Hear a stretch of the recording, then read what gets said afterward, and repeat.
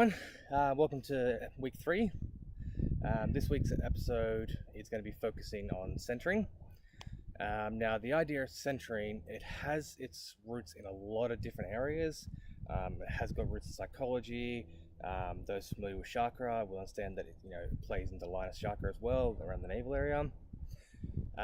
For myself, when I first came across centering, was a little bit after I had my first breakdown, and I was at the stage where I was ready to go back to work. And at my job at the time, I was a door greeter, or as they called me, customer liaison. So I kind of liaise with the customers and help them out if they need to find something. And my first day back didn't go great. The store opened up. Everyone there was really great. They welcomed me back, asked me how I'd been. And we had a customer come in, and I didn't think much of them because the store was just open, everything was going pretty well, and we had these earpieces to communicate with each other throughout the store. Any of you have been to Target or Kmart recently might have noticed the little earpieces. And the worker, one of my colleagues in digital, explained that they were just going out back to grab something because they're just keeping an eye on the customer in the area. Everyone's kind of like, cool. And about 2 minutes later, they come across the radio saying, Tonny, he's grabbed the headphones. Can you make sure he goes to the registers?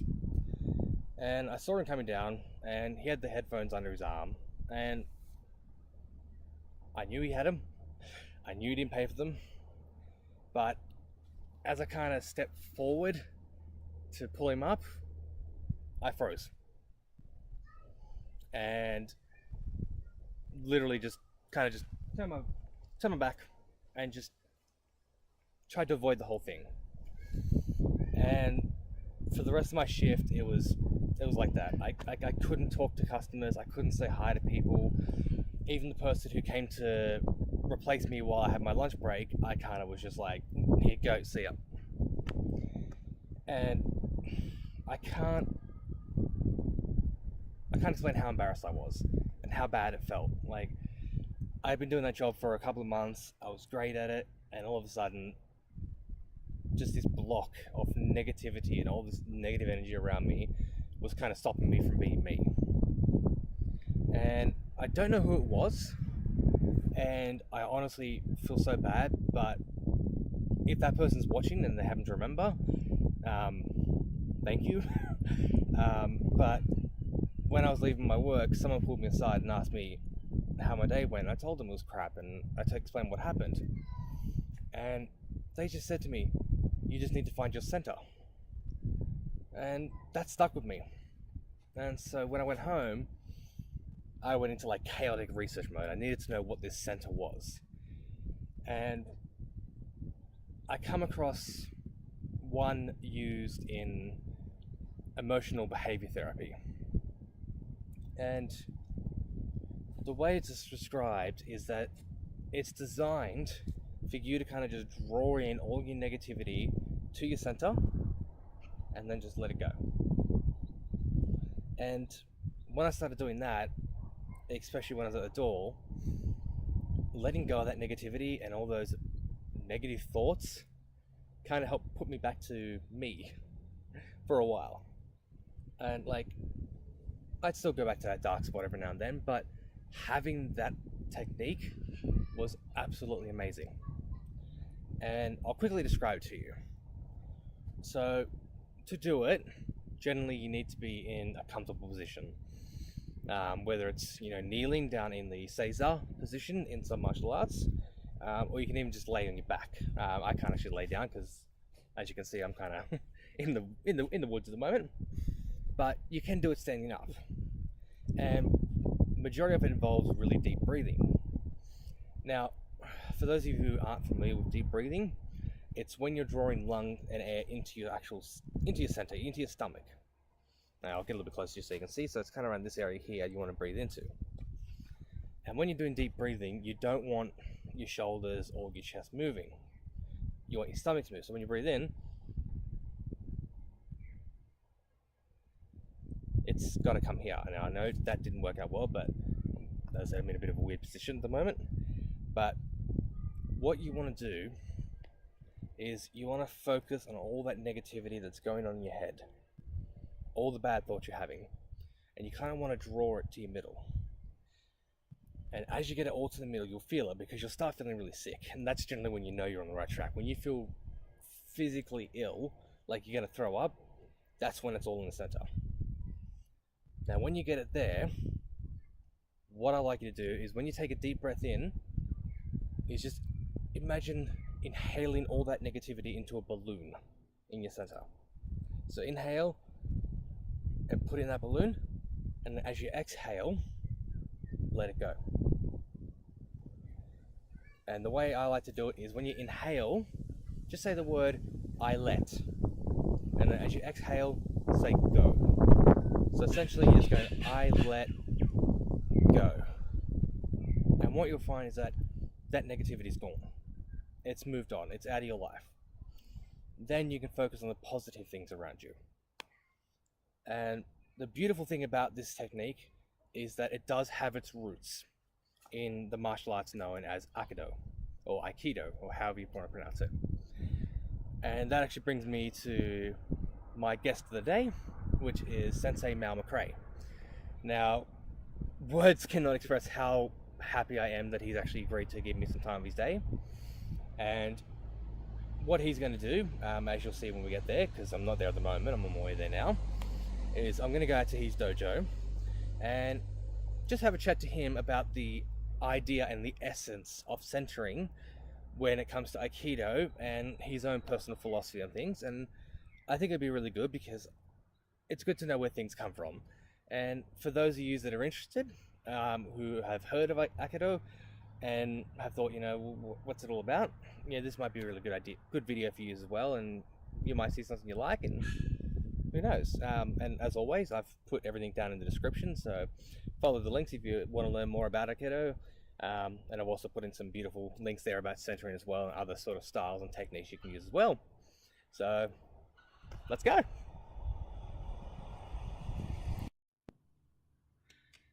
Hey guys, so I'm here today with Sensei Mal McRae. He's part of Ki Fusion Aikido down here in Bayswater.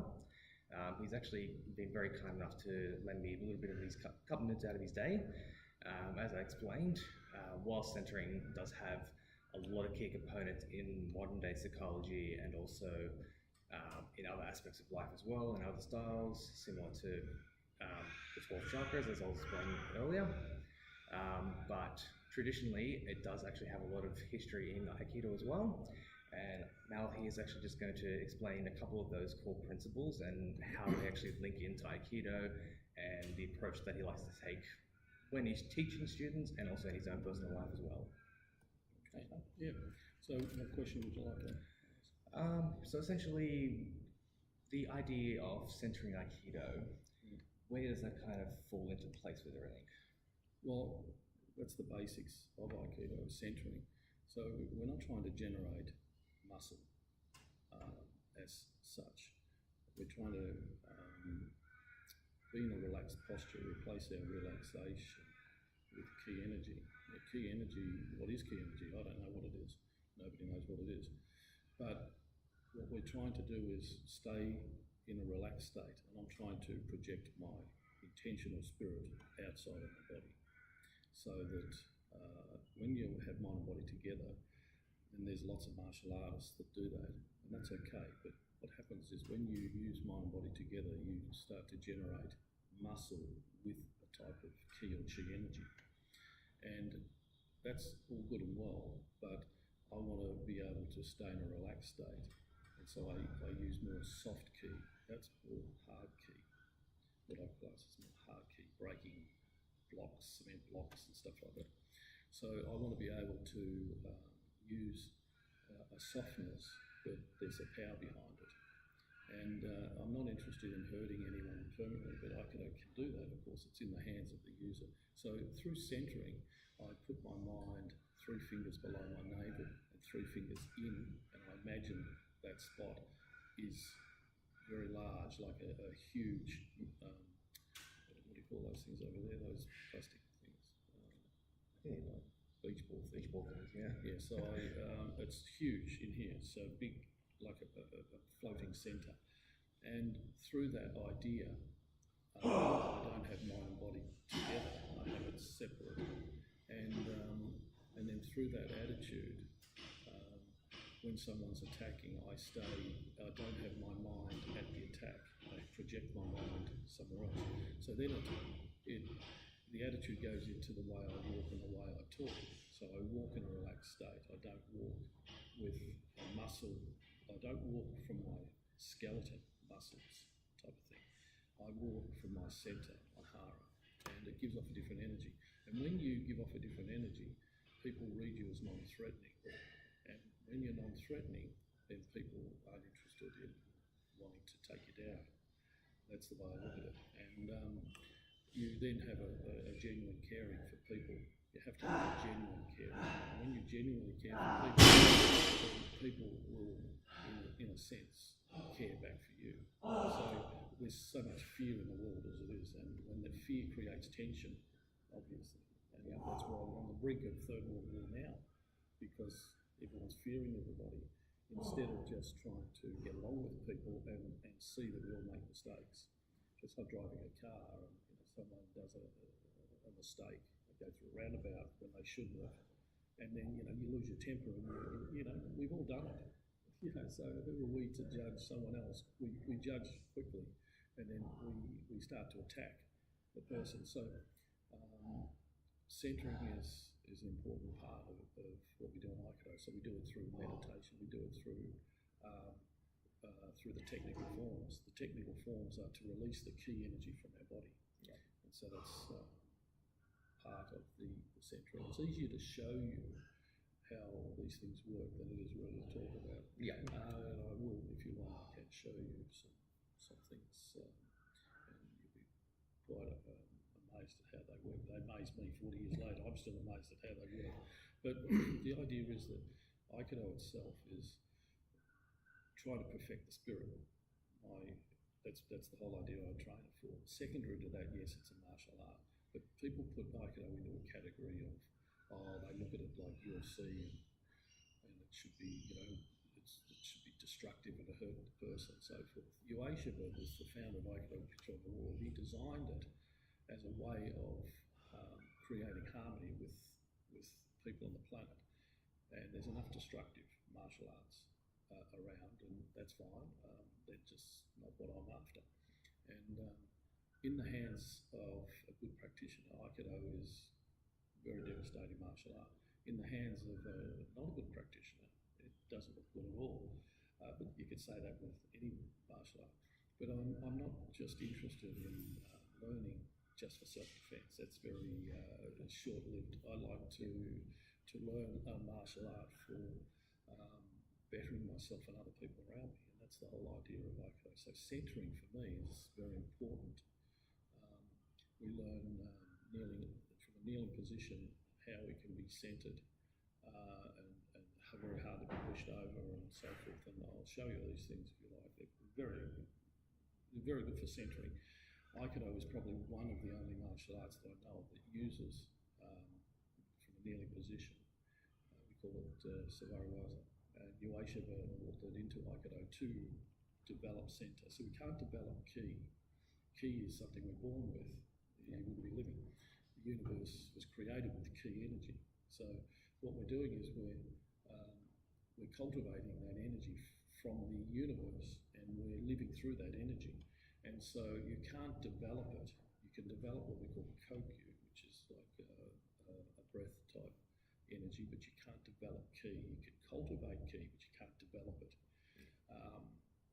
So that's basically in a nutshell. So there's principles that we use, and as I was saying before we started the interview, that people do some of these principles automatically when they even don't do martial arts. They do, like athletes, runners especially, or anyone, swimmers, just before they go to do their activity or their race, they stand up on their toes and they shake their hands. That automatically centers themselves because their energy goes to their hara or center once they do that. They probably don't know that's what they're doing, but they just know that relaxes them. And so tension is your enemy. If you're tense at the starting gate, you can't take off properly. You can't launch into something, so you have to stay relaxed. It's easier to do something naturally. So when we move in Aikido, we move naturally. We don't move with a tension in our body, or try not to. So that's basically how Aikido works for centering. Yeah. Any other questions? No, you've pretty much covered that really well. I mean, you've gone into great detail with it, and as you guys can see, there's martial arts out there as well. And if any of you at home watching at the moment are interested, I've actually do have a link to a couple of Aikido pages in the description as well. You can read through it as well. I also have a link to Mal's website as well. If anyone in the local area is watching this right now and thinking, what, this sounds like me, have a look, have a read through. His contact details are all there for reading, and as you can see, he's a very easy to get along with. More than happy to have a chat with you as well. Alright guys, so back at home now, after what I could really describe as one of the probably greatest life experiences I've had in a while.